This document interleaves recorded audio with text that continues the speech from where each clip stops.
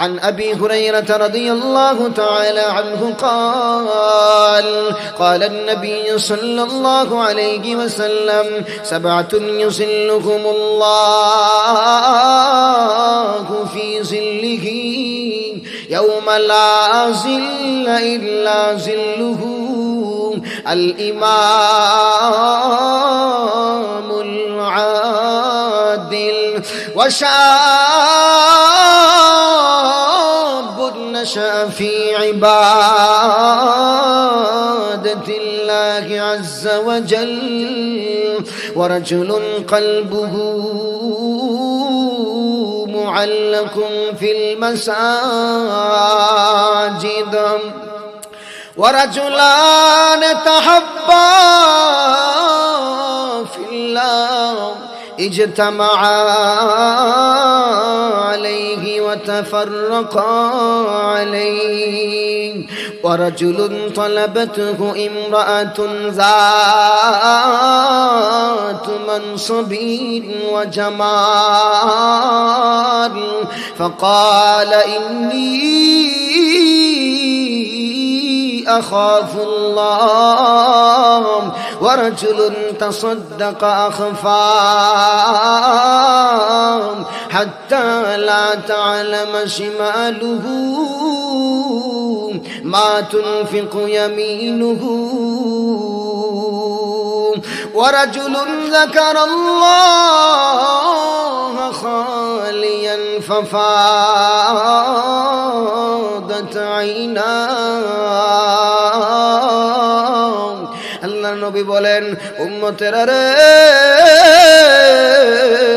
শুনো শুনো শুনো কিয়ামতের কঠিন ময়দানে আল্লাহর আরশের নিচে শাস্তির মানুষকে জায়গা দিবেন প্রথম নাম্বার হইল আল ইমামুল আদিল আল্লাহর নবী বলেন উম্মতেরা রে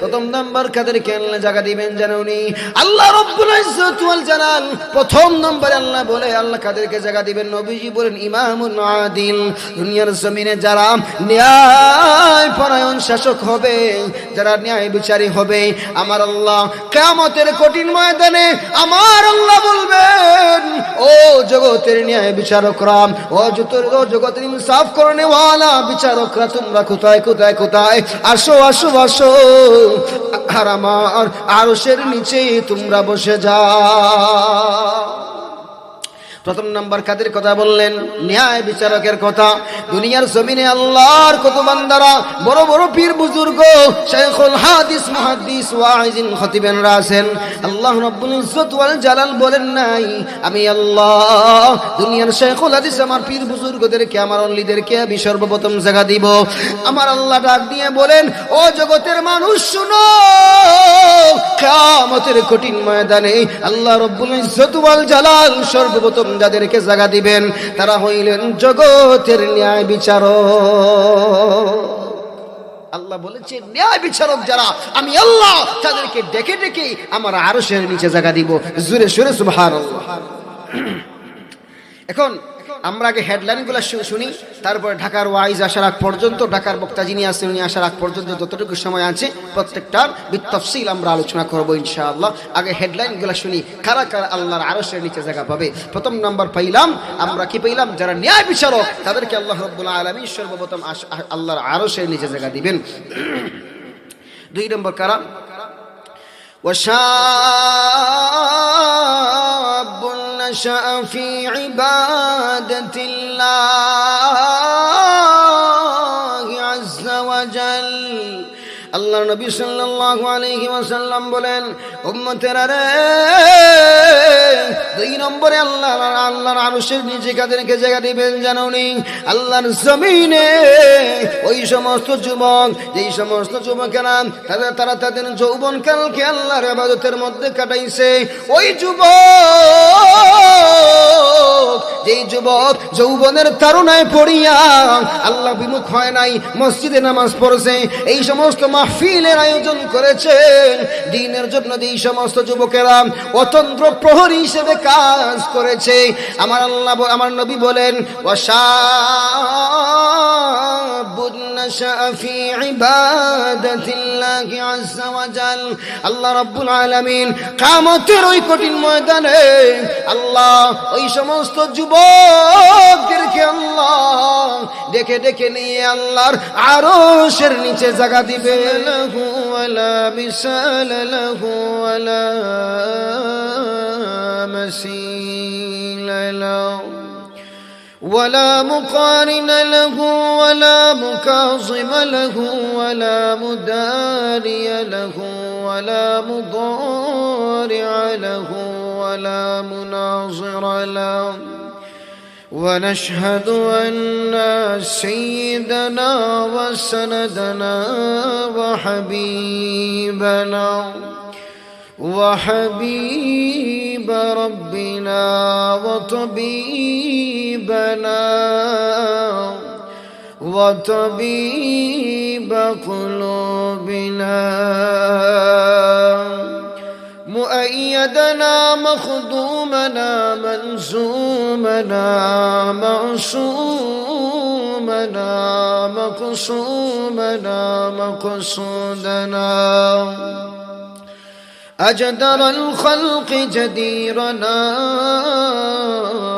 أعظم الخلق وأشرف الخلق وأحسن الخلق وأجمل الخلق وأكمل الخلق وأنور الخلق من الحسن والسدارة والولاية والحكاية والعناية والهداية والأمانة والإمامة أعلانا وأجلانا وأتقانا وأزهدنا وأرفقنا وأنورنا وأخترنا وأكبرنا أحمر أنور أجدر أطفل أوثق أنور أجمل أكمل لهم ثم نشهد أن حبيب ربنا وصمدنا محبوب جدلنا ونسلنا ووصلنا إيماننا مبين فرقاننا هادي سبيلنا رونق جدراننا هو عدوة نظمة قدوة رتبة أسوة حسنة أما بعد فقد قال الله تبارك وتعالى في كلامه المجيد وفرقانه الحميد أعوذ بالله من الشيطان الرجيم بسم الله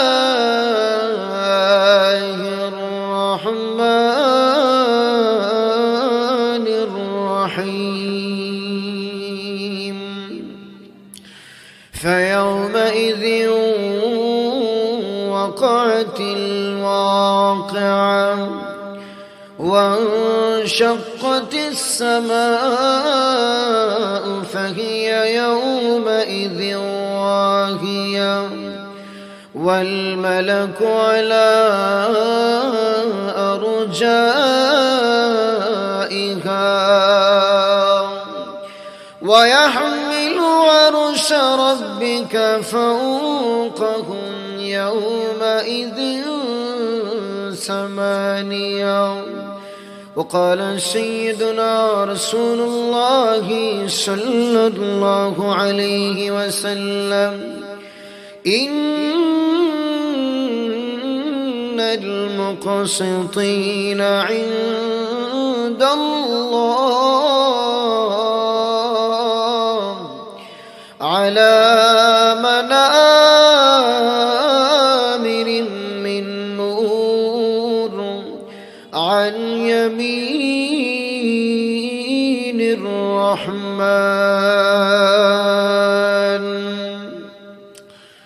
أو كما قال عليه الصلاة والسلام. بارك الله لنا ولكم في القرآن العظيم ونفعنا وإياكم بالآيات والذكر الحكيم.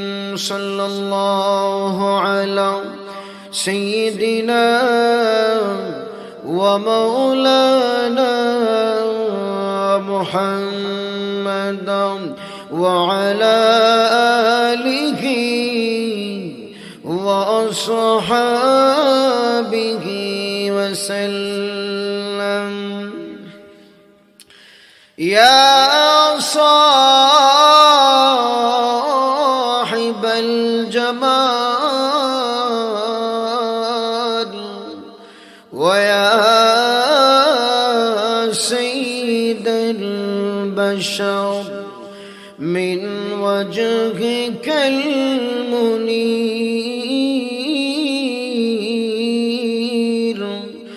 لقد نور القمر بلغ العلا بكماله كشف الدجى بجماله حسنت جميع خصاله. صلوا عليه وآله. لا إله جرے شرے لا إله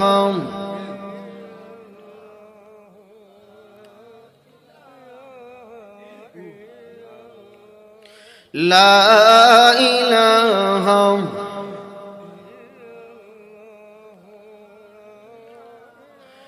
جو دنیا فطرت سے نہیں لائق پرواز، جو دنیا فطرت سے نہیں لائق پرواز، اس مرغ کے بیچار کا انجام ہے افتاد،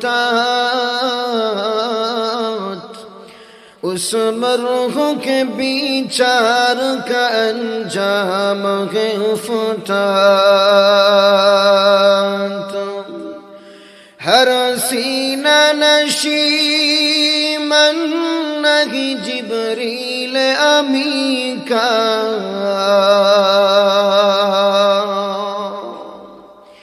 ہر سینہ نشیمن نہیں جبریل امی کا، ہر فکر نہیں طائر فردوس کا صیاد،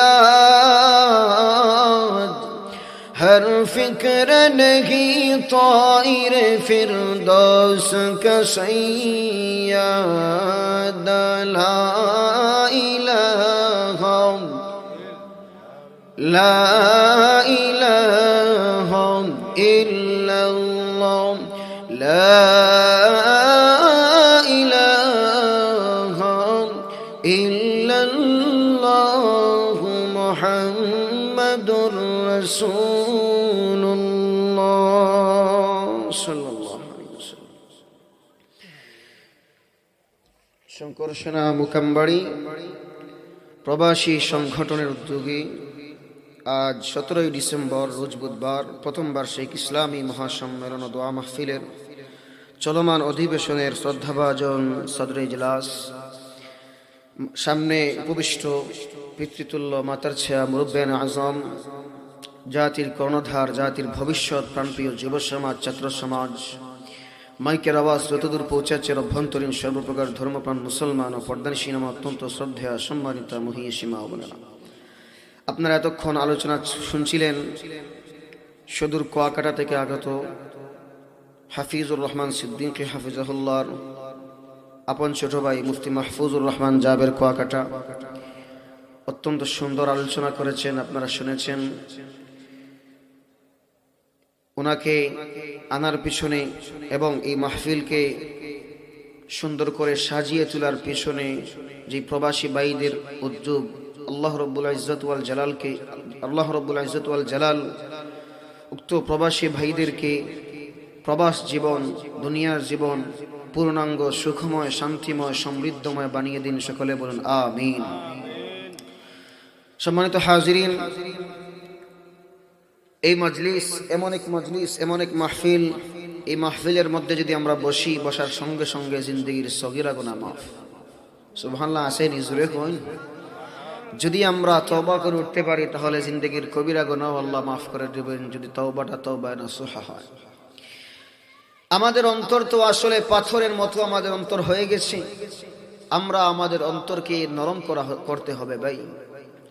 যদি আমরা আমাদের অন্তরকে নরম করি তাইলে আমাদের অন্তর থেকে আল্লাহ রাব্বুল আলামিন ঈমানি শাখা উৎপন্ন করবেন। ঈমানের শাখার মাধ্যমে আমরা জান্নাতের প্রতীক হতে পারবো। আল্লাহর ওলি বড় সুন্দর বলেন, সালহাতু সঙ্গ বুদি দিল খারাশ,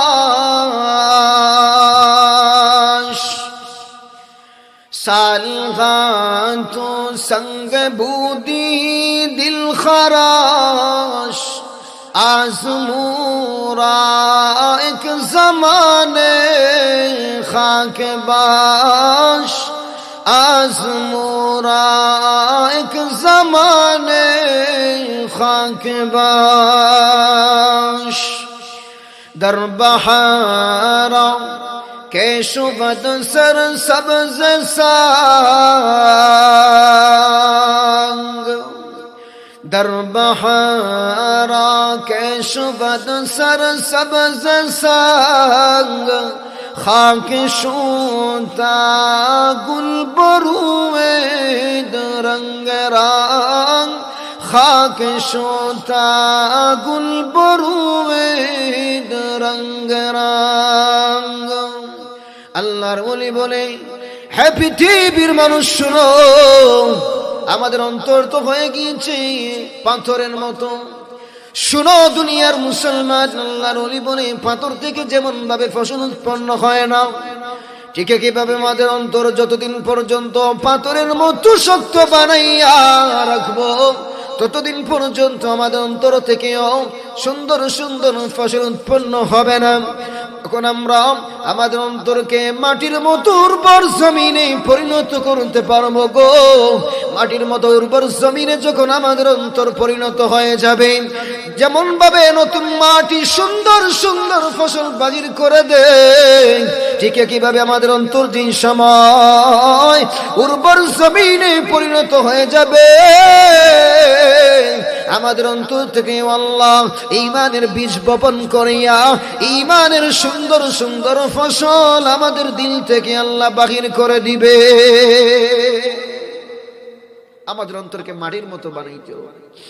এজন্যই তো আল্লাহর একলি বড় সুন্দর করে বলেন, হর সিনা নশি মন নাহি জিবরিল আমিকা,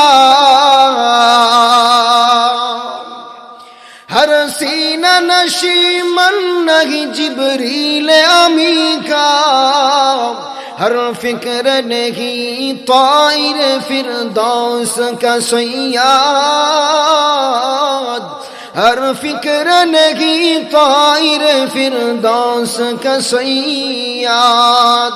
তোমার আমার দিলটা যদি আমার আল্লাহর জন্য হয়ে যায়, আমার আপনার দিল যখন আল্লাহর জন্য হয়ে যাবে, আল্লাহর ওলি কবির ভাষায় বলে, আল্লাহর ওলি কবিতার ভাষায় বলে, হর সিনা নশি মন নাহি জিবরিল আমিকা, হর ফিক্র নেহি তাইর ফিরদৌস কা সৈয়াদ, हर फिक्र नहीं ताइर फिरदौस का सैयाद।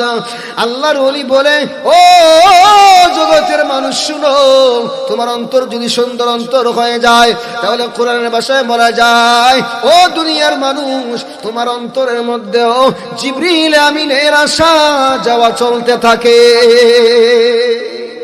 এবার আমাদের অন্তর যদি নরম হয়ে যায়, আল্লাহর জন্য হয়ে যায়, ওই অন্তরটা জান্নাতুল ফিরদাউসের পাখি হয়ে যাবে।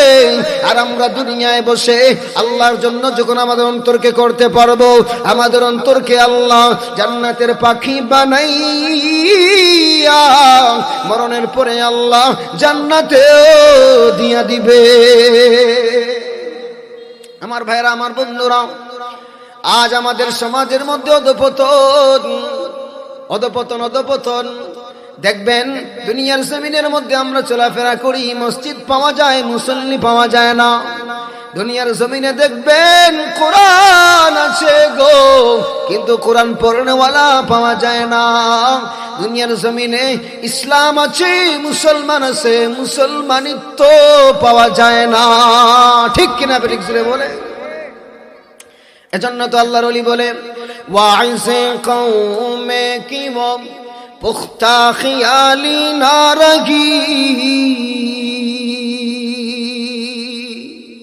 वाइज़े कौमे की वो पुख्ता ख्याली ना रही, बरक़े तजल्ली ना रही, शुअला मक़ाली ना रही, बरक़े तजल्ली ना रही, शोला मक़ाली ना रही। रह गई रस्मे अज़ा रूह बिलाली ना रही, रह गई रस्मे अज़ा रूह बिलाली ना रही, फलसफा रह गया तलक़ीन गज़ाली ना रही, फलसफा रह गया तलक़ीन गज़ाली ना रही। मस्जिदे मरसिया ख़्वाहे के नमाज़ी ना रही, मस्जिदे मरसिया ख़्वाहे के नमाज़ी ना रही, यानी वो साहिब औसाफ हिजाज़ी ना रही, यानी वो साहिब औसाफ हिजाज़ी ना रही। आज মানুষ ইসলাম থেকে দূরে যার কারণে দেখা যায় মসজিদ আছে, আজান শোনা যায়, বেলালি আজান পাওয়া যায় না। আজ মসজিদ সমূহ অট্টালিকাময় হয়ে যায়, কিন্তু মুসল্লি খুঁজে পাওয়া যায় না। একমাত্র কারণ এই সমস্ত মাহফিল থেকে দূরে থাকার কারণে। আমার ভাইরা, আমার বন্ধুরা, আল্লাহর ওলি ডক্টর ইকবাল পূর্ব দিগন্তের কবি কর্ডোবার জামি মসজিদে গেছেন, যাইয়া বড় আফসোসের সঙ্গে বলেন, পুশিদা তেরে খাক মে সিজদো কে নিশান হে, পুশিদা তেরে খাক মে সিজদো কে নিশান হে, খামোশ জানে গে তেরে बाद सहर में, खामोश दाने तेरे बाद सहर में। আল্লাহর ওলি ডক্টর ইকবাল বলে, ও জগতের মানুষ, এক সময় আমি কর্ডোবার জামে মসজিদে আযান দিলাম, নামাজ পড়ার মতো মানুষের অভাব ছিল না। আজ মানুষ এতটাই কোরআন থেকে দূরে, মাহফিল থেকে দূরে, এমনটাই মানুষ কোরআনের চর্চা থেকে দূরে হয়ে গিয়েছে, যার কারণে দুনিয়ার জমিনে দেখা যায় পোশিদা তেরে খাক মে সিজদোं के নিশানে, কর্ডোবার জমিনে আজও সিজদা দেওয়ার নিশানা পাওয়া যায়, কিন্তু সিজদা দেওয়ার মতো মানুষ খুঁজে পাওয়া যায় না। ঠিক কিনা? আফসোস। এই জন্য ভাইরা আমার, আমাদেরকে কোরআনের প্রতি আসতে হবে। কোরআনের দিকে আসলেই আমাদের বিজয় অনিবার্য। মুসলমানদের বিজয় ঠেকানোর ক্ষমতা দুনিয়ার কোনো কালো খাবার, দুনিয়ার কোনো বাতিল পরাশয় শক্তির হতে পারে না। কথা বলেন ঠিক কিনা? এই জন্য ভাইরা আমার, আমি আপনাদের সঙ্গে তিলাওয়াত করেছি আল্লাহর কালাম থেকে এবং নবী সাল্লাল্লাহু আলাইহি ওয়াসাল্লামের হাদিস থেকে একটি নির্দিষ্ট আলোচনা করার জন্য আল্লাহ রাব্বুল ইজ্জত ওয়াল জালাল কিয়ামতের কঠিন ময়দানে যেই দিন সিচুয়েশন অনেক কঠিন হয়ে যাবে, অবস্থা অনেক কঠিন হবে, ওই দিন আল্লাহ রাব্বুল ইজ্জত ওয়াল জালাল আল্লাহর আরশের মাধ্যমে আল্লাহর আরশকে উঠাইয়া 7 শ্রেণীর মানুষকে আল্লাহ আরশের নিচে জায়গা দিবেন। জোরে সুরে বলেন সুবহানাল্লাহ। এখন ওই 7 শ্রেণীর মানুষ কারা এইটাকে জানতে হবে। আমরা শুনেছি কিয়ামতের কঠিন ময়দানে অনেক হাদিসে আমরা জানি, হাদিসের মধ্যে এমন আসছে, যদি এই হাদিসটা রিওয়ায়াতের দিক দিয়ে একটু দুর্বল, যে অর্ধ হাত উপরে সূর্য আসবে। ইহা আসলে এই হাদিস বর্ণিত আছে, তবে এর সহিহ দিক দিয়ে মুহাদ্দিসে কেরাম কালাম করেছেন, কিন্তু অন্য একটি হাদিসের মধ্যে, সহিহ হাদিসের মধ্যে আছে যে সূর্য মানুষের সর্বাধিক কাছে হবে। কতটুকু কাছে হবে? 1 কিলোমিটার, সর্বোচ্চ 1 কিলোমিটার মুহাদ্দিসিন লিখেন।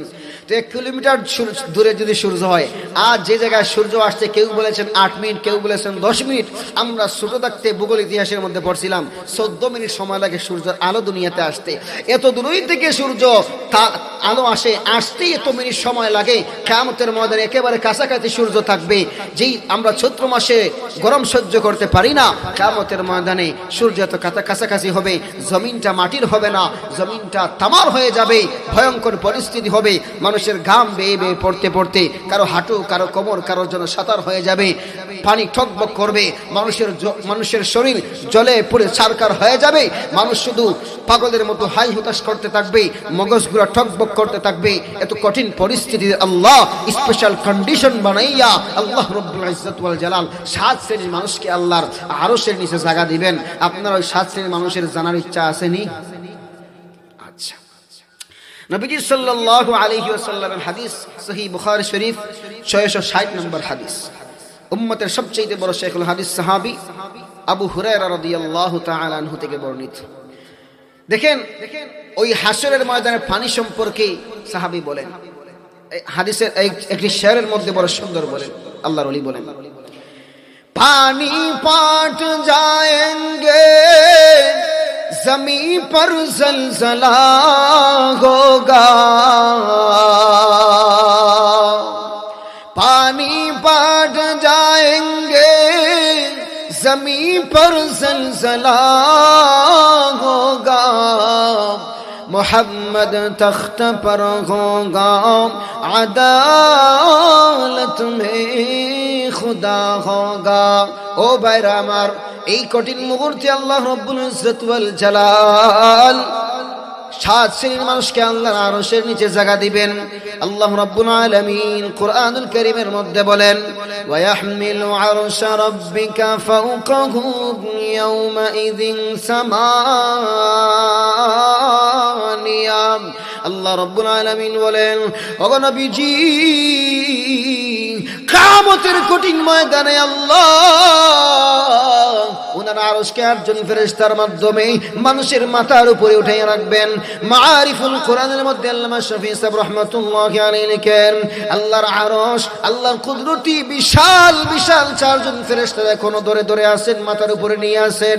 আল্লাহ রাব্বুল ইজ্জত ওয়াল জালাল কিয়ামতের কঠিন ময়দানে আরো 4 জন বড় বড় ফেরেশতা আল্লাহ সংমিশ্রণ করিয়া 8 জন ফেরেশতার মাধ্যমে আল্লাহর আরশকে মানুষের মাথার উপরে উঠাইয়া রাখবেন। ও জগতের মানুষ শুনো, নবীজি সাল্লাল্লাহু আলাইহি ওয়াসাল্লাম থেকে হাদিস বর্ণিত, বুখারী শরীফের হাদিস, আন আবি হুরায়রা রাদিয়াল্লাহু তাআলা আনহু قال قال النبي صلى الله عليه وسلم سبعة يظلهم الله في ظله يوم لا ظل إلا ظله الإمام العادل وشاب نشأ في عبادة الله عز وجل ورجل قلبه معلق في المساجد ورجلان تحبا في الله اجتمعا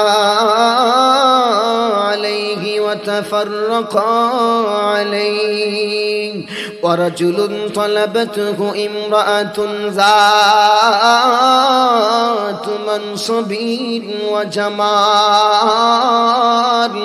فقال إني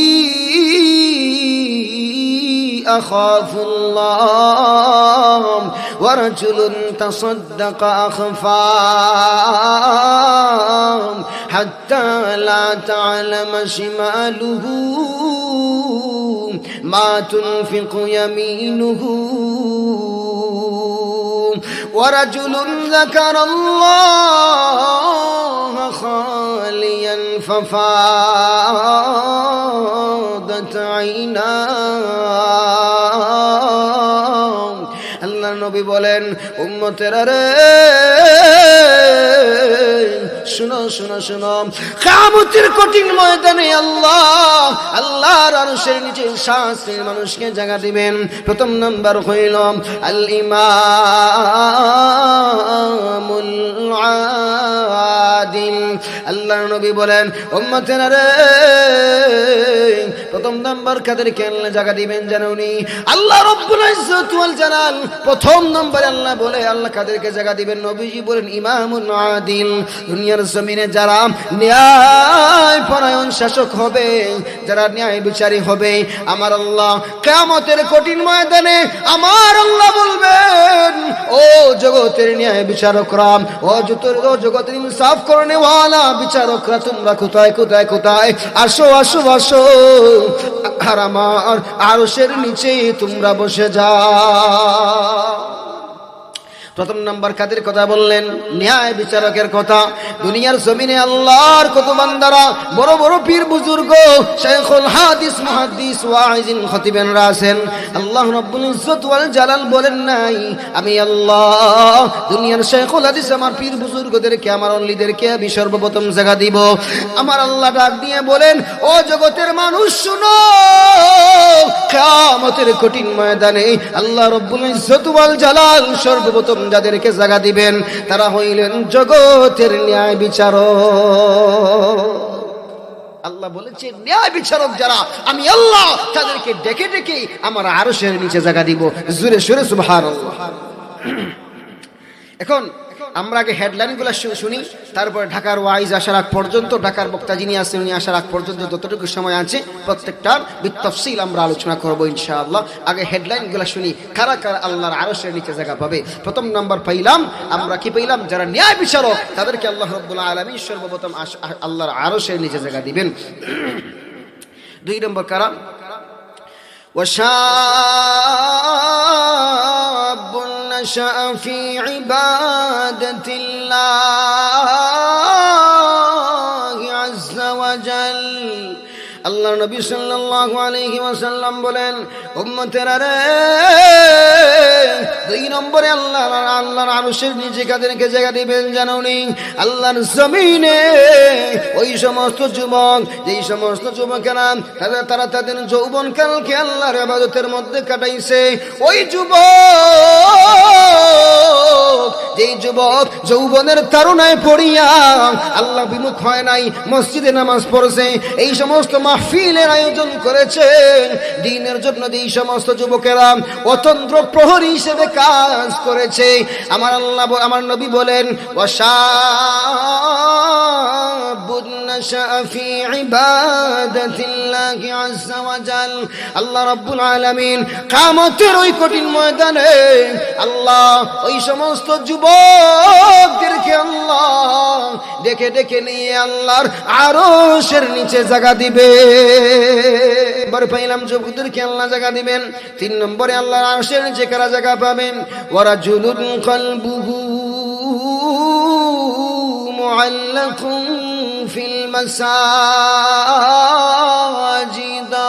আল্লাহর নবী বলেন উম্মতেরা রে তিন নম্বরে আল্লাহর আরশের নিচে জায়গা পাবে ওই সমস্ত আল্লাহর বান্দারা যারা ফজর পড়ে এসে আবার জোহরের জন্য অপেক্ষা করে জোহর পরে আসে আবার আসরের জন্য অপেক্ষা করে আসর পরে আবার মাগরিবের জন্য অপেক্ষা করে মাগরিব পরে আবার এশার জন্য অপেক্ষা করে যাদের অন্তরটা মসজিদের সঙ্গে ঝুলন্ত থাকে যাদের অন্তরটা মসজিদের সঙ্গে লটকানো থাকে মসজিদের সঙ্গে যাদের অন্তর সম্পৃক্ত থাকে থাকে সর্বদা। আমার আল্লাহ কিয়ামতের ওই কঠিন ময়দানে ওই সমস্ত মানুষদেরকে আল্লাহ 3 নম্বরে আল্লাহর আরশের নিচে জায়গা দিবে। 3 নম্বর হইল রাজুলুন কলবুহু মুআল্লাকুন ফিল মাসাজিদ। এরপরে নবীজি সাল্লাল্লাহু আলাইহি ওয়াসাল্লাম বলেন ওয়া রাজুলান তাহাব্বা ফিল্লাহ ইজতামাআ আলাইহি ওয়া তাফাররাকা আলাইহি। আল্লাহর নবী বলেন উম্মতেরা রে, এরপরে আল্লাহ রব্বুল ইজ্জত ওয়াল জালাল ওই 2 মানুষকে আল্লাহ ডেকে ডেকে আল্লাহর আরশের নিচে আনবেন। তারা দুনিয়ার জমিনে আল্লাহর জন্য কাউকে মহব্বত করত, আল্লাহর জন্য কেউ কাউকে মহব্বত করত, আল্লাহর জন্যই কেউ কাছ থেকে দূরে আসতো। অর্থটা হইল কেউ যদি কাউকে মহব্বত করে সেটা হইল আমার আল্লাহর জন্য। আবার ওই মানুষ যদি আল্লাহমুখী হয়ে যায়, দিন আল্লাহ বিমুখ হয়ে যায়, দিন বিমুখ হয়ে যায়, ইসলামের বিরুদ্ধে চলে যায়, ওই মানুষ থেকে যারা সম্পর্ক ছিন্ন করে নেয় আমার আল্লাহ বলেন, এরপরে আমার নবী বলেন, এরপরে ওই সমস্ত মানুষদেরকে আল্লাহ যারা অন্তরে যারা কারোর সাথে সম্পর্ক করে আল্লাহর জন্য, আবার আল্লাহর সঙ্গেই যারা কারোর সঙ্গে সম্পর্ক ছিন্ন করে আমার আল্লাহ বলেন ওই সমস্ত মানুষদেরকে আল্লাহ চতুর্থ প্রকারে আল্লাহর আরশের নিচে জায়গা দিবে।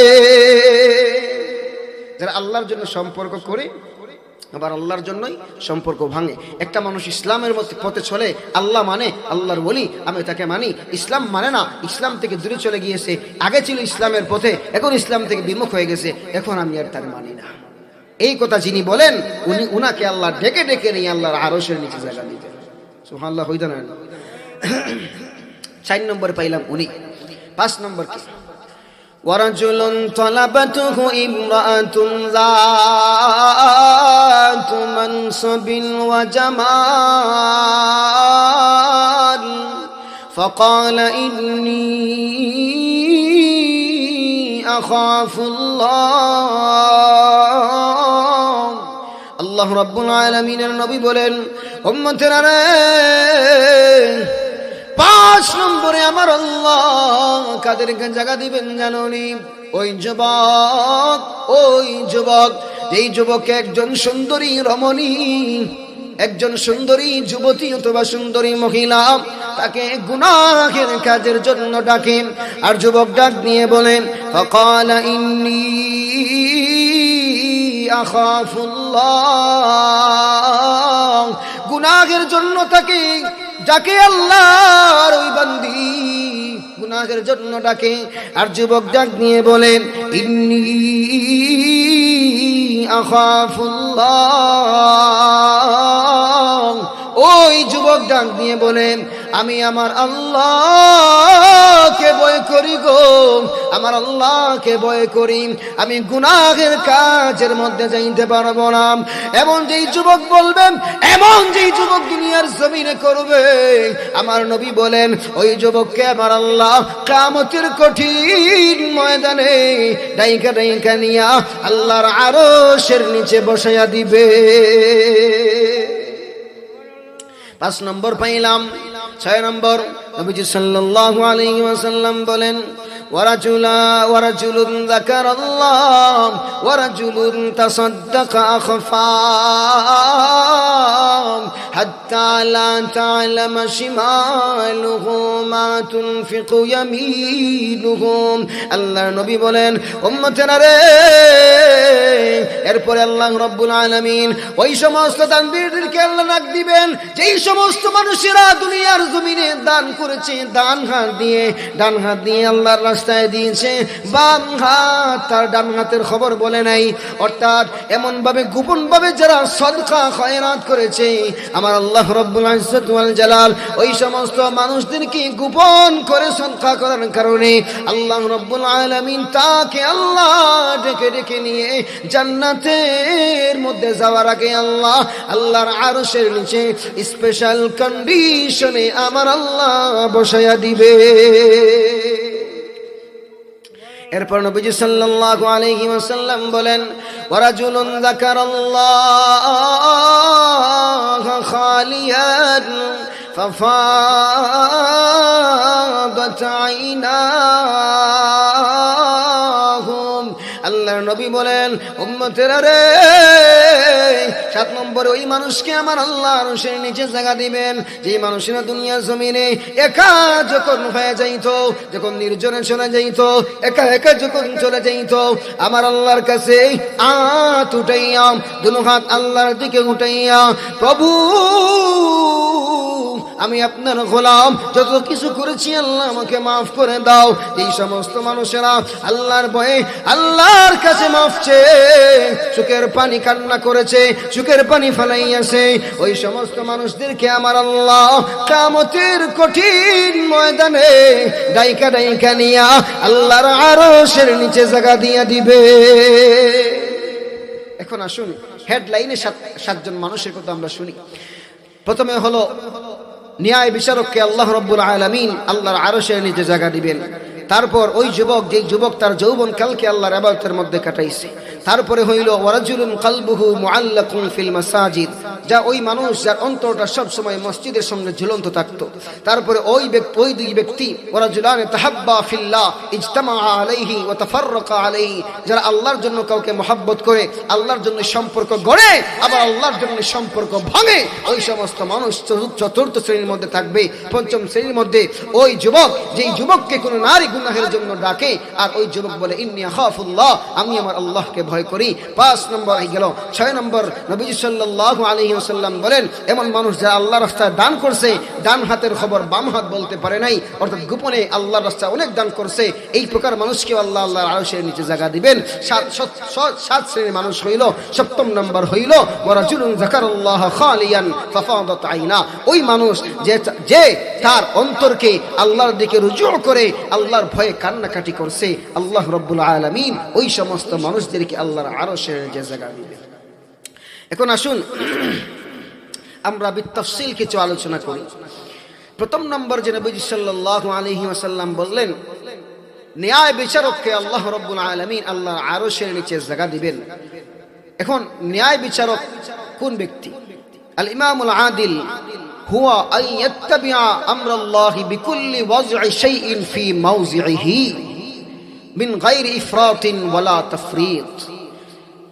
ন্যায় বিচারক ওই ব্যক্তি যিনি প্রত্যেক বিষয়কে, প্রত্যেক জিনিসকে, প্রত্যেক বিষয়টাকে, যত বিষয় আদি আছে প্রত্যেক বিষয়কে ন্যায় নিষ্ঠার সহিত, ইনসাফের সহিত, বাড়াবাড়িও না, কমাকমিও না, সঠিকতার বিবেচনায় প্রত্যেক জিনিসকে যিনি সঠিক স্থানে বসাইয়া দেন, উনি হলেন ন্যায় বিচারক।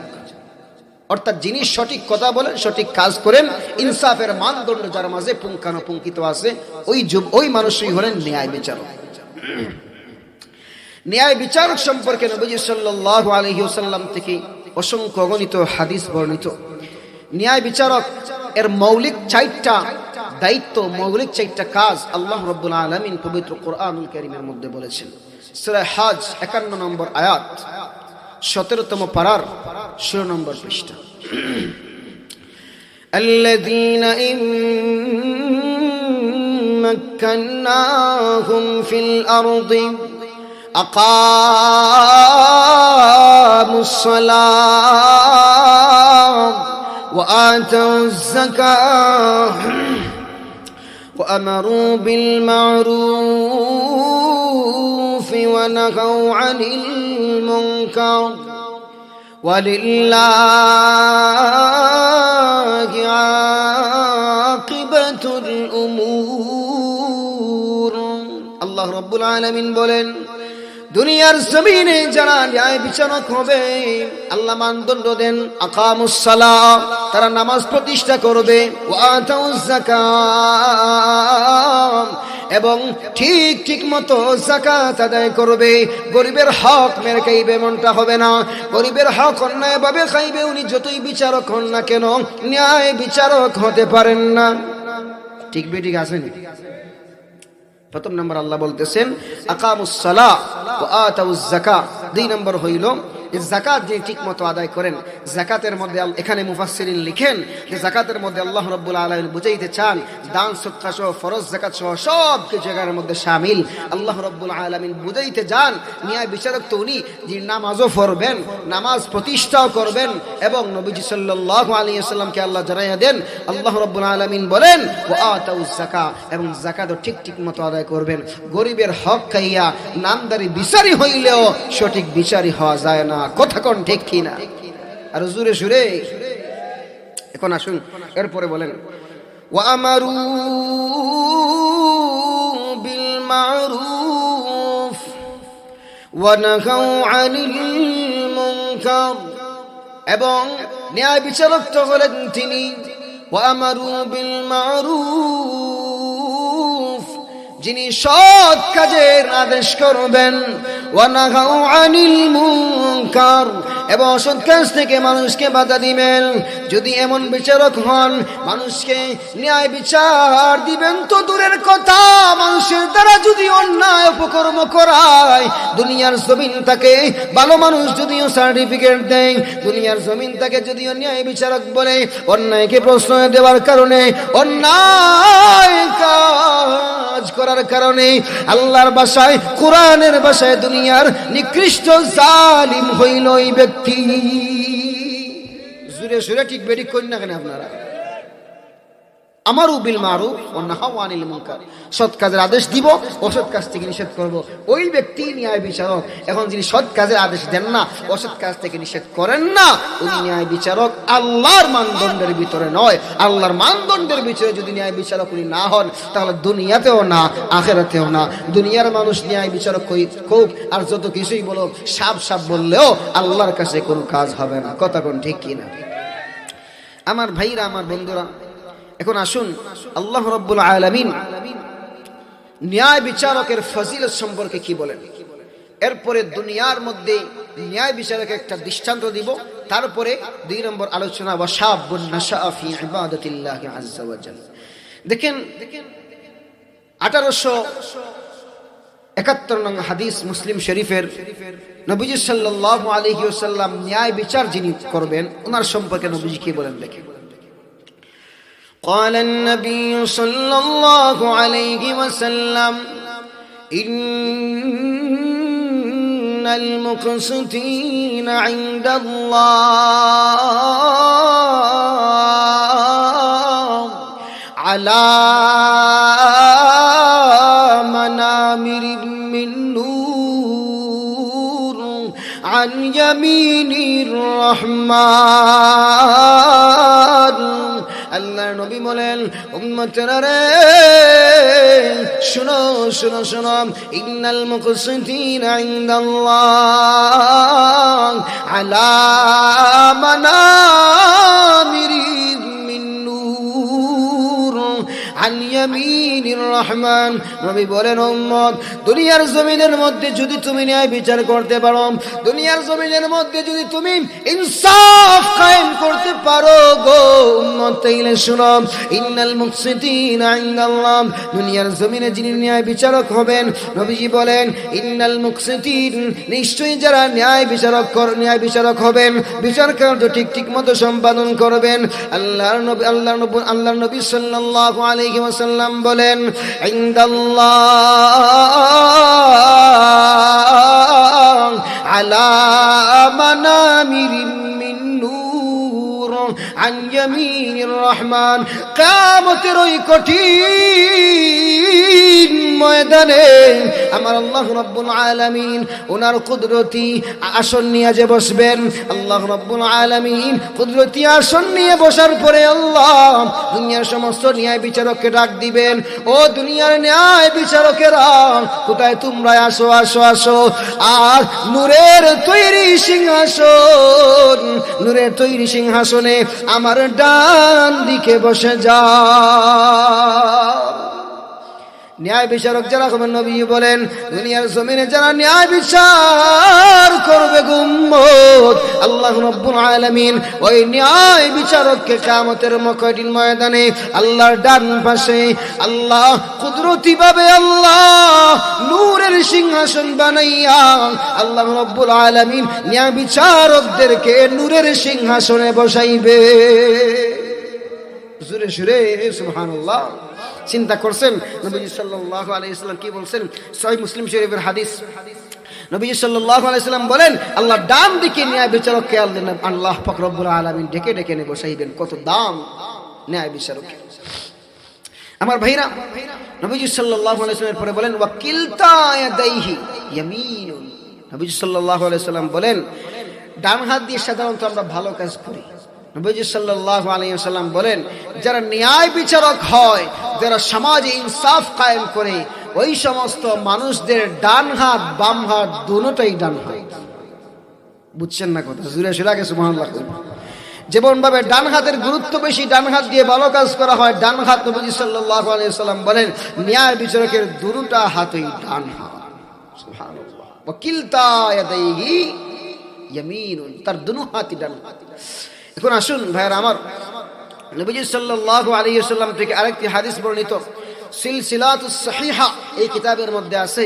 নবীজি সাল্লাল্লাহু আলাইহি ওয়াসাল্লাম বলেন লা ইয়ারুদ্দুল্লাহু তাআলা দুআআহু মিন সালাস আল ইমামুল আদিল। নবীজি সাল্লাল্লাহু আলাইহি ওয়াসাল্লাম বলেন তিন ব্যক্তির দোয়া আমার আল্লাহ ফিরায়া দেন। উম্মত শুনো, তার মধ্য থেকে নবীজি প্রথম নম্বরে যার কথা বলছেন ওই ব্যক্তি হইল, নবীজি বলেন আল ইমামুল আদিল। আল্লাহর নবী বলেন ওই ব্যক্তি হইল ন্যায় বিচারক। ন্যায় বিচারকের দোয়া আল্লাহ রাব্বুল আলামিন ফিরায়া দেন না। আমার ভাইরা, এখন আসুন দুনিয়ার জমিনে আমরা বিচার অনেকে করেন, বিচারই আছেন। দুনিয়ার জমিনে যদি আমরা বিচার করি তাহলে বিচারের ক্ষেত্রে আমরা অনেক সময় দেখা যায় নিজের বংশের মানুষ, ফ্যামিলির মানুষ, ভাই ভাতিজা, আত্মীয় স্বজন, চাচা, অনেককে আমরা ছাড় দিয়ে দিই। আমার নবী সাল্লাল্লাহু আলাইহি ওয়াসাল্লাম কেমন কঠোর ছিলেন, সহিহ বুখারী শরীফের হাদিস। নবীজি সাল্লাল্লাহু আলাইহি ওয়াসাল্লাম কেমন ছিলেন দেখেন। আম্মা জান আয়েশা সিদ্দিকা রাদিয়াল্লাহু তাআলা আনহা বলেন عن عائشة رضي الله تعالى عنها أن قريشا أهمهم شأن المرأة المخزومية التي سرقت، فقالوا من يكلم فيها رسول الله؟ قالوا من يجترئ عليهم إلا أسامة بن زيد حب رسول الله صلى الله عليه وسلم، فكلمه أسامة، فقال النبي صلى الله عليه وسلم أتشفع في حد من حدود الله؟ আম্মা জান আয়েশা বলেন ও জগতের মানুষ শুনো, একবার কুরাইশ বংশের একজন নারী চুরি করেছে, একজন মহিলা কুরাইশ বংশের চুরি করেছে। এরপরে কুরাইশ বংশের মানুষেরা মনে মনে ভাবলেন ওই মহিলা তো হইল আমাদের বংশের সবচেয়ে দামি বংশ, কুরাইশ বংশের মহিলা, তাকে কিভাবে শাস্তি দেওয়া হয়? তাকে যদি শাস্তি দেওয়া হয় তাইলে তো কুরাইশ কুরাইশ বংশের মান সম্মান আঘাত আসলো। ও কুরাইশবাসীরা, কুরাইশ বংশের মানুষেরা, মক্কাবাসীরা শুনো, চলো চলো এই বিষয়ে নবীজির সঙ্গে আমরা কথা বলি। সবাই বলেন ফাকালু মান ইউকাল্লিমু ফিহা রাসূলুল্লাহ। ও মক্কাবাসীরা, কথা তো বলবাম, কিন্তু নবীজির সঙ্গে এই বিষয়ে কে কথা বলবেন? কুরাইশ বংশের মহিলা চুরি করেছে, এই মহিলার সুপারিশ নবীজির কাছে কে করবেন? পরস্পরের মধ্যে পরামর্শ শুরু হইল। এরপরে তারা বলেন ফাকালু মান ইয়াজতারিউ আলাইহিম ইল্লা উসামা ইবনে যায়েদ হিব্বু রাসূলিল্লাহ সাল্লাল্লাহু আলাইহি ওয়াসাল্লাম। তারা বলে ও মক্কার মানুষেরা, নবীজির সঙ্গে যদি কথা বলতে হয় তাহলে আমরা যে কেউ কথা বললে হবে না। নবীজির সবচেয়ে আদরের উসামা, আদরের নাতি উসামাকে দিয়ে কথা বলাইতে হবে, কারণ উসামাকে নবীজি কুলে নিয়েছেন, অনেক মহব্বত করেন। উসামারে দিয়ে কথা বলাও নবীজির সঙ্গে। এবার যে উসামা ইবনে যায়েদ রাদিয়াল্লাহু তাআলা আনহু নবীজি সাল্লাল্লাহু আলাইহি ওয়াসাল্লামের কাছে আসলেন। ফাকাল্লামাহু উসামা, নবীজির সঙ্গে আবার ওই মহিলা সম্পর্কে কথা বললেন, যেই মহিলা চুরি করছে ওই মহিলা সম্পর্কে উসামা বলেন ইয়া রাসূলুল্লাহ, ইয়া হাবিবাল্লাহ, ওগো নবীজি, যেই মহিলা চুরি করেছে ওই মহিলা তো সাধারণ কোনো মহিলা না, ওগো নবীজি, শ্রেষ্ঠ বংশ কুরাইশ বংশের মহিলা, তার বিচার কেমন ভাবে করবেন গো নবীজি? তাকে কি মাফ করে দেওয়া যায় না? তাকে কি রুখসত দেওয়া যায় না? নবীজি কি জবাব দেয় রে উম্মত শোনো। ফাকাল নবী সাল্লাল্লাহু আলাইহি ওয়াসাল্লাম ইয়া উসামা আতাশফাউ ফি হাদ্দিন মিন হুদুদিল্লাহ। আল্লাহর নবী বলেন উসামা রে, তুমি কি আমার আল্লাহর পক্ষ থেকে নির্ধারিত বিধানের বিপক্ষে কথা বলতে চাও? সুবহানাল্লাহ, কইতা না নি আতাশফাউ ফি হাদ্দিন মিন হুদুদিল্লাহ। উসামাকে নবীজি বলেন ও উসামা, তুমি কি আল্লাহর পক্ষ থেকে নির্ধারিত হদ সীমারেখার বাহিরে কথা বলতে চাও? তুমি কি আল্লাহর আইনের বাহিরে যাইতে চাও রে উসামা? নবীজি এই সময় কথা বললেন। এরপরে নবীজি কি ওয়াজ করেন দেখেন, ইন্নামা আহলাকা মান কানা ক্বাবলাকুম। নবীজি বলেন ও উসামা, ইসমা, তুমি শোনো, ইন্নামা আহলাকা মান কানা ক্বাবলাকুম ইযা সারাকা ফীহিমুশ শরীফ তারাকুম ওয়া ইযা সারাকা ফীহিমুদ দাঈফ আকামু আলাইহিল হাদ্দ। আল্লাহ নবী বলেন উসামা রে, তুমি জানোনি তোমাদের পূর্বে যত সমস্ত আল্লাহর বান্দারা উম্মতরা এসেছিল, যত নবীরা এসেছিল দুনিয়ার জমিনে, অধিকাংশ উম্মতদেরকে আল্লাহ রাব্বুল আলামিন কেন ধ্বংস করেছেন জানোনি? ইন্নামা আহলাকা মান কানা ক্বাবলাকুম ইযা সারাকা ফীহিমুশ শরীফ তারাকুম।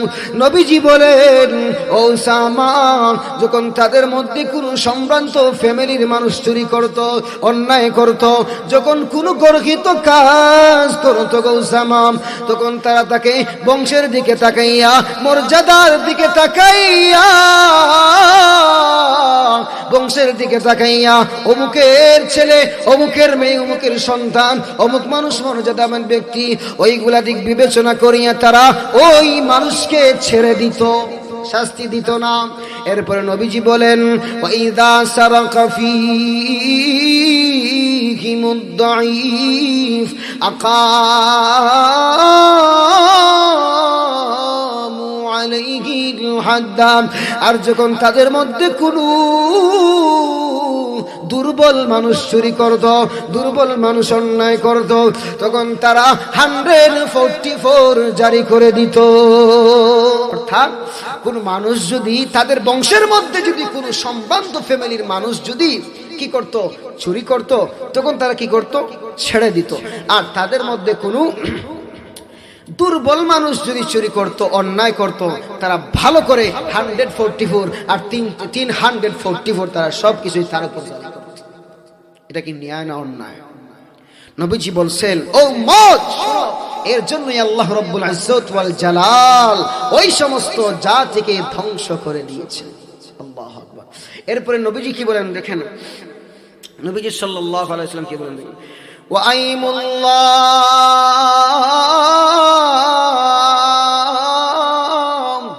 আল্লাহর নবী বলেন, উসামা রে, আল্লাহর কসম করে বলি, নবীজি বলতেছেন আল্লাহর কসম করে বলি, ও উসামা তুমি শোনো, ওয়া আইমুল্লাহ, আল্লাহর শপথ করে বলি গো উসামা তুমি শুনো, তুমি তো আমাকে কুরাইশ বংশের কথা বলেছো, ওই মহিলা চুরি করছে কুরাইশ বংশের, আমার বংশের মানুষ, আমি তাকে ছাড় দিতাম। ও উসামা তুমি শুনো, লাউ সারাকাত ফাতিমাতু ইবনাতু মুহাম্মাদিন সাল্লাল্লাহু আলাইহি ওয়াসাল্লাম লাকাতাতু ইয়াদাহা, আল্লাহর নবী বলেন, উসামা রে শুনো শুনো শুনো, আমার মেয়ে ফাতিমা, মুহাম্মদের মেয়ে ফাতিমা যদি চুরি করে গো, মুহাম্মদের মেয়ে ফাতিমা যদি চুরি করে, আমার মেয়ে ফাতিমা যদি চুরি করে, নবীজি বলেন আল্লাহর কসম করে বলি, আমি নবী মুহাম্মদ সঙ্গে সঙ্গে আমার মেয়ে ফাতিমার হাত কেটে দিব। সুবহানাল্লাহ। আয় খাতমে রসুল উম্মতে তো খৈরে উমম বুদম চো সামরে কে আবদ গমাদর ফসল আখিরি। আয় খতমে রসুল নজমে সুবুল সুবহ হিদায়া, আয় খতমে রসুল নজমে সুবুল সুবহ হিদায়াত, हक्का के नज़ीरी तो हक़ बशीरी, हक्का के नज़ीरी तो हक़ बशीरी, इंतखाब दफ्तर तकवीर आलम ज़ाते बरतरस आयात जुमला अंबिया आयात बरतरस आयात जुमला अंबिया आयात पानी पाट जाएंगे ज़मीं पर ज़लज़ला होगा, मोहम्मद तख्त पर होगा, अदालत में खुदा होगा। হাদিস দ্বারা কি বুঝলেন? কুরাইশ বংশের সারমর্ম কথাটা বলি, শুধু ওয়াজ করলেই তো না, বোঝারও দরকার আছে। কুরাইশ বংশের একজন মহিলা চুরি করছিল, সবাই মনে মনে ভাবলো বংশটা নবীজির বংশ, এই বংশের মহিলা যদি শাস্তি দেওয়া হয় তাহলে নবীজির বংশের উপর আঘাত চলে আসে। তারা মনে করলো নবীজির আদরের নাতি উসামা ইবনে যায়েদ দিয়ে সুপারিশ করাইলো। নবীজি ধমক দেন, আতাশফাউ ফি হাদ্দিন মিন হুদুদিল্লাহ, ও উসামা তুমি কি আল্লাহর বিধানের বিপক্ষে কথা বলতে চাও? এরপরে নবীজি বলেন, ও উসামা শোনো, তুমি তো কুরাইশ বংশের কথা বলছো, আমার মেয়ে অর্থাৎ নবীজি বলেন আমি মুহাম্মদের মেয়ে ফাতিমা যদি চুরি করতো তাহলে জনসম্মুখে সবার সামনে আমি আমার মেয়ে ফাতিমার হাত কেটে দিতাম। ন্যায় বিচারে সুস্পষ্ট উদাহরণ যদি দিতে হয় তাহলে আমার নবী সাল্লাল্লাহু আলাইহি ওয়াসাল্লামকেই সর্বপ্রথম ন্যায়ের উদাহরণ দিতে হবে। যার কারণে দুনিয়ার অনেক সায়েন্টিস্ট, অনেক সেকুলারিজম যারাও আছে, দেখা যায় শুরুতে নাস্তিক ছিল, মুহাম্মদের জীবনী পড়ে, মুহাম্মদের ইতিহাস পড়ে, মুহাম্মদের সিরাহ আলোচনা করে পড়ে, তার জিন্দগির সবকিছু অনুধাবন করার পরে নাস্তিক মুরতাদ সায়েন্টিস্টরা পর্যন্ত নবী মুহাম্মদের জিন্দেগি পড়ে মুসলমান হয়ে গিয়েছি। এই জন্য আমার নবী ন্যায় নিষ্ঠার সর্বোচ্চ উদাহরণ ছিলেন। আমার ভাইরা, প্রথম নাম্বার পাইলাম যে আল্লাহ রাব্বুল ইজ্জত ওয়াল জালাল 7 শ্রেণীর মানুষকে আল্লাহ কিয়ামতের কঠিন ময়দানে ওনার আরশের নিচে স্পেশাল কন্ডিশন বানাইয়া আল্লাহ জায়গা দিবেন। প্রথম নাম্বার হইল আল ইমামুল আদিল, ন্যায় বিচারক। আর সোজা কথা ওইটাও বলি, কিয়ামতের কঠিন ময়দানে আল্লাহ রব্বুল আলামিনের পক্ষ থেকে সবচেয়ে দূরে কারা হবে? আবাদু মিনাল্লাহ আল ইমামুল জাইর। নবীজি সাল্লাল্লাহু আলাইহি ওয়াসাল্লাম বলেন, আল্লাহর পক্ষ থেকে কিয়ামতের কঠিন ময়দানে সবচেয়ে দূরে যেই ব্যক্তি হবে, ওই ব্যক্তি হবে অন্যায় বিচারী, অর্থাৎ অত্যাচারী শাসক বা যারা ঘুষ সুদ খাইয়া বিচারকে ডানকে বাম করে বামকে ডান করে। আল্লাহ রাব্বুল ইজ্জত ওয়াল জালাল অন্য হাদিসের মধ্যে আছে, নবীজি সাল্লাল্লাহু আলাইহি ওয়াসাল্লাম বলেন, আল্লাহ রাব্বুল আলামিন কিয়ামতের কঠিন ময়দানে ধুর ধুর বরিয়ে তাড়িয়ে আল্লাহ রাব্বুল আলামিন তাকে দূরে ঠেলে দেবেন। নাউজুবিল্লাহ বলবেন না? এই জন্য যেমন ভাবে ন্যায় বিচার করলে আল্লাহর ডান পাশে নূরের মিম্বরে বসা যাবে, আবার যদি অন্যায় বিচার করা হয় তাহলে আল্লাহর সবচেয়ে ঘৃণিত আল্লাহ ধুর ধুর বলে যাদেরকে তাড়িয়ে দিবেন তারা হলেন অন্যায় বিচারক। এই জন্য ন্যায় বিচারের পক্ষে কারা কারা আছেন হাত উঠান। এখন ন্যায় বিচার কি?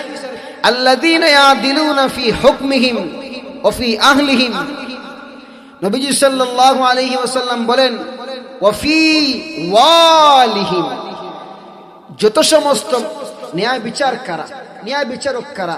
আগে বলেছি হুয়া আইয়াত্তাবিয়া আমরাল্লাহ, হুয়া আইয়াত্তাবিয়া আমরাল্লাহ বিকুল্লি ওয়াজ'i শাইইন ফি মাওযিহি মিন গায়রি ইফরাতিন ওয়ালা তাফরিতিন।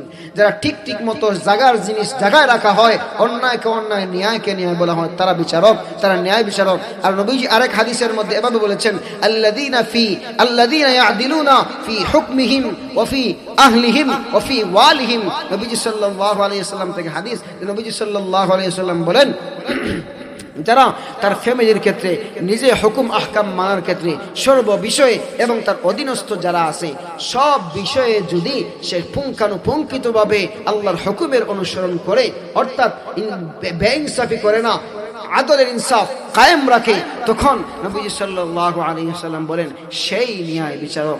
এখন আমাদের কোন এমন যদি নেতা দুনিয়ার জমিনে হন যেই নেতা গরিবের হক মেরে খান, ওই মানুষ কি ন্যায় বিচারক না জালেম? জোরে বলেন, জালেম। এই জন্য জালেমকে আবার আমাদের মাথায় মুসাল্লাত করতে হলে সাবধানে ওই ছোট্ট ঘরের মধ্যে যাইয়া শিলচাপ্পর দিয়ে। কথা কি বুঝতেছেন? ওই ঘরে যাইয়া, যেই ঘরে গিয়ে শিলচাপ্পর দেন নির্বাচনের সময়, ওই ঘরে যাইয়া হোশ ঠিক রেখে আমরা ইনশাল্লাহ দেব। ওই দিকে আলোচনা না হলে যাইতাম আমরা। যে আমাদের সামনে এমন একটি সময় আসতে, রব যদি তৌফিক দেন হতে পারে সুন্দর এক পরিবেশ হতে পারে, আর না হয় ভবিষ্যৎ আল্লাহ ভালো জানেন। আমরা দোয়া করি আল্লাহ আমাদের মাতৃভূমিকে আল্লাহ সর্বদা সবসময় শান্তির জমিন হিসেবে কবুল করুন, সকলে বলুন আমিন।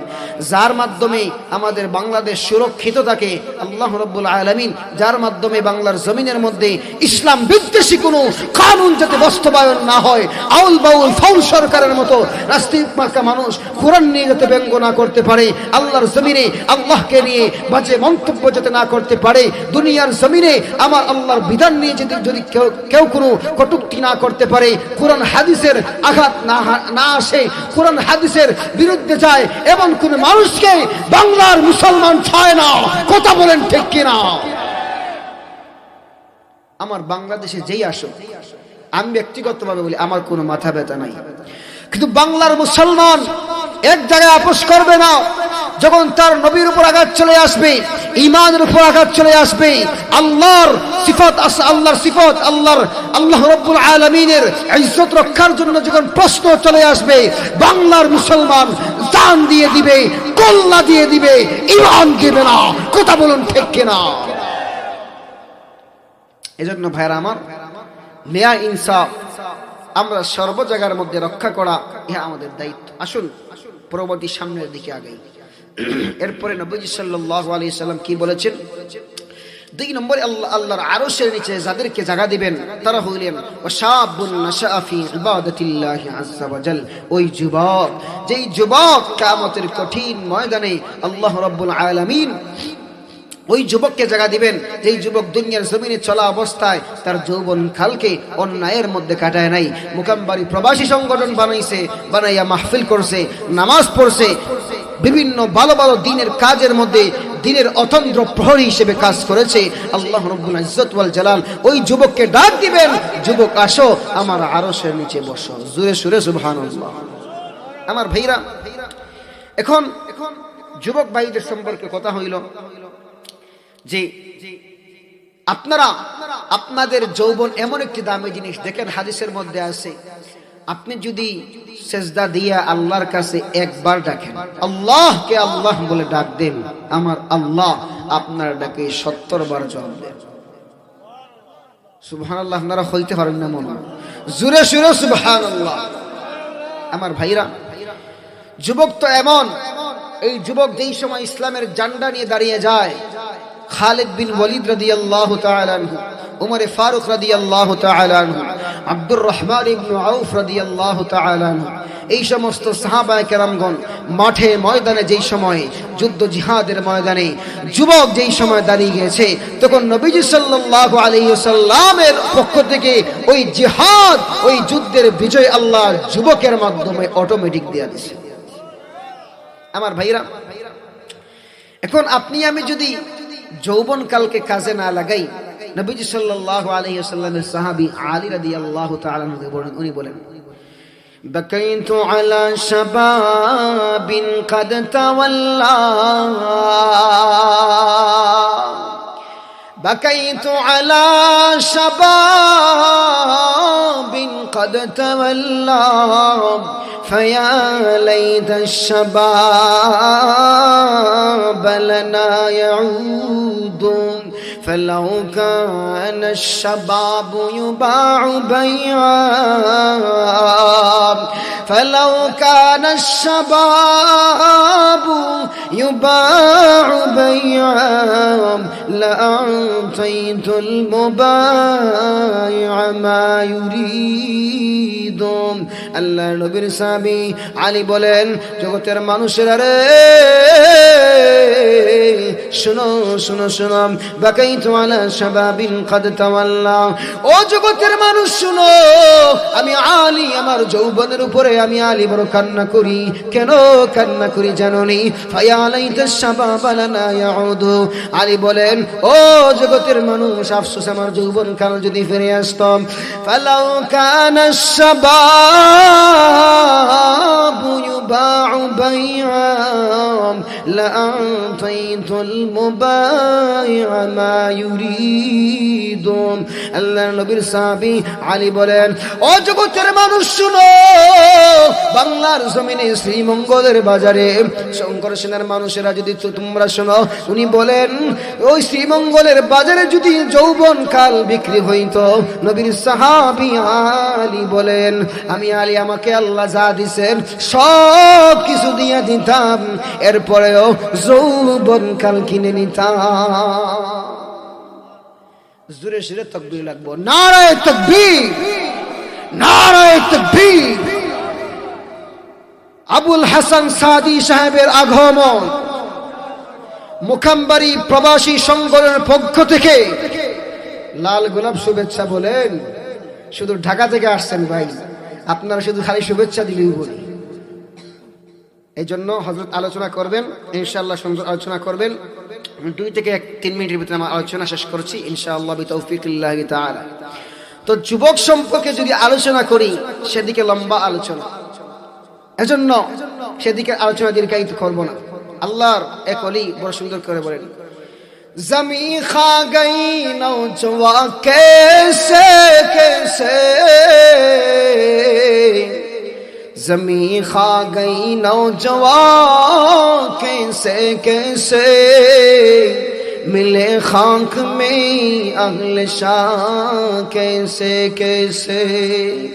আল্লাহর বান্দা ডাক দিয়ে বলে, ও জগতের মানুষ শুনো, কবরস্থানের মধ্যে যাইয়া দেখিও জমিন খা গই নওজওয়ান কেসে কেসে। ওই কবরস্থানের জমিন কত যুবকদেরকে খেয়ে মাটির সঙ্গে মিশাইয়া দিয়েছে। এরপরে আল্লাহর ওলি বলেন, মিলে খাক মে আহলে শাহ কেসে কেসে। এরপরে জমিনের মধ্যে যাইয়া দেখিও, কবরস্থানের মধ্যে যাইয়া দেখিও দুনিয়ার কত রাজা বাদশারা মাটির সঙ্গে মিশে গেছে, কোনো অস্তিত্ব খুঁজে পাওয়া যায় না। আমার ভাইয়েরা, এই জন্য যৌবনকালের বড় দাম। দেখেন আজ বিক্রমপুর আছে, রাজা পীর বিক্রম নাই। আহসান মঞ্জিল আছে, নবাব আহসানুল্লাহ নাই। সোনারগাঁ আছে, ঈসা খাঁ নাই। লাল কিলা আছে, মালিক নাই। সব কিছুই পড়ে থাকবে, থাকবো না শুধু আপনি আর আমি। কথা বলেন ঠিক কিনা? গাড়ি ঘোড়ায় কত যুবক চলে। গত কিছুদিন পরে বেরোতো হবিগঞ্জি বাসের আক্রমণাত্মক আচরণের মাধ্যমে একটা কার বিধ্বস্ত হয়ে মারা গেল। এই জায়গাতে অ্যাক্সিডেন্ট হয়ে বাবা এবং মেয়ে দুনিয়ার জমিন থেকে চলে গেল। বর্ণিত বিতরক দৃশ্য। আল্লাহু আকবার। এমন সিচুয়েশন আমার আপনারা তো আসতে পারে। রাস্তাঘাটে আমরা তো যাতায়াত কম করি না। এই জন্য আমার ভাইয়েরা, আমাদের এই অন্তর আমরা আল্লাহর জন্য করতে হবে। যুবক, তোমার যৌবন কালকে যদি তুমি আল্লাহর দিকে নিয়ে যাও, তাহলে তোমার যৌবন কালের মাধ্যমে আল্লাহ সেই সাহাবায়ে কেরামের স্বর্ণালী যুগ ফিরিয়ে দিবেন। নবীজি দোয়া করেছিলেন, আল্লাহুম্মা আইজ্জিল ইসলামা বিআহাদিন মিনাল উমরাইন। নবীজি দোয়া করেছিলেন, আল্লাহ আপনি ইসলামকে দুই ওমরের মধ্য থেকে কোন ওমরের মাধ্যমে আল্লাহ আপনি ইসলামকে শক্তিশালী করুন। আমার ভাইরা, তখন তারা ছিলেন যুবক। নবীজি কোনো যুবক ছাড়া অন্য কারোর জন্য দোয়া করেন নাই, কারণ নবীজি মনে মনে ভাবছেন এবং নবীজির দৃঢ় প্রতিজ্ঞা ছিল, আল্লাহ রাব্বুল আলামিন যদি যুবককে ইসলামের প্রতি নিয়ে আসেন, যুবকের মাধ্যমে আমার আল্লাহ ইসলামের বিজয় দিয়ে দিবেন। এজন্য বলতে চাই, আজকের জমানায় যদি মুসলমানদের যুবকেরা, যত সমস্ত যুবকেরা আছে রাজপথে ময়দানে, যদি আবারও সাহাবায়ে কেরামের দীপ্ত ঈমান নিয়ে দাঁড়িয়ে যায়, কসম বখুদা দুনিয়ার কোন বাতিল পরাজয় শক্তি তাদের সম্মুখে টিকে থাকতে পারবে না, মাথা নত করতে বাধ্য হবে। কথা বলেন ঠিক কিনা? আমার যুবক ভাইরা, আপনারা যেমন ভাবে এই প্রবাসী সংগঠন তৈরি করেছেন, ঠিক একইভাবে আজ প্রতিজ্ঞা করতে হবে, যখন কোন আউল বাউল সরকারেরা আমার আল্লাহর বিরুদ্ধে কথা বলবে, আমার নবীর শান নিয়ে মন্তব্য করবে, নাস্তিক মুরতাদরা যেই সময় আমার আল্লাহর বিরুদ্ধে কথা বলতে আসবেন, ওই নাস্তিক মুরতাদদের মাথা ফেলে দেওয়ার জন্য কারা কারা প্রস্তুত? আমার আল্লাহকে হাত দেখায় দেন। আল্লাহ রাব্বুল আলামিন আমাদের সকলকে কবুল করুন। সকলে বলুন আমিন। এই বলে আমার সংক্ষিপ্ত বক্তব্য এখানেই শেষ করলাম। ভাইরা আমার, এখন যারা রাস্তাঘাটে আছেন, বাড়ি ঘরে আছেন, পিন্ডালের মধ্যে চলে আসেন। শুধু ঢাকা থেকে আগত হযরত মাওলানা হাফেজ আবুল হাসান সাদি হাফিজাহুল্লাহ, উনি আপনাদের সম্মুখে বয়ান করবেন। রব্বুল আলামিন আমাদের সকলকে ওনার গুরুত্বপূর্ণ আলোচনা অনুধাবন করার, বুঝার এবং জীবন পরিবর্তনের তৌফিক যেন আল্লাহ আমাদের সকলকে দান করেন। সকলে বলুন আমিন, আর জোরে সুরে আমিন। এই বলে সংক্ষিপ্ত বক্তব্য এখানেই শেষ। ওয়া আখিরু দাওয়ানা আলহামদুলিল্লাহি রাব্বিল আলামিন। আবারও বলি, আল্লাহ রাব্বুল আলামিন আমার এই প্রবাসী ভাইদের যে সংগঠন আছে, আল্লাহ রাব্বুল আলামিন এই সংগঠনকে আমাদের সকলের জন্য নাজাতের উসিলা হিসেবে কবুল করুন। সকলে বলুন আমিন। আমি তার প্রবাসী ভাইদেরকে চিনতেছি না, বিশেষ করে আমি যাকে চিনি মঈনুল ইসলাম ভাই সহ আর অনেক আছেন যারা অনেক অক্লান্ত পরিশ্রম করেছেন। আল্লাহ রাব্বুল আলামিন এই পরিশ্রমকে নাজাতের উসিলা হিসেবে কবুল করুন। সকলে বলুন আমিন। এই বলে সংক্ষিপ্ত বক্তব্য এখানেই শেষ। ওয়া আখিরু দাওয়ানা আলহামদুলিল্লাহি রাব্বিল আলামিন। মা আসসালাম। আসসালামু আলাইকুম ওয়া রাহমাতুল্লাহ।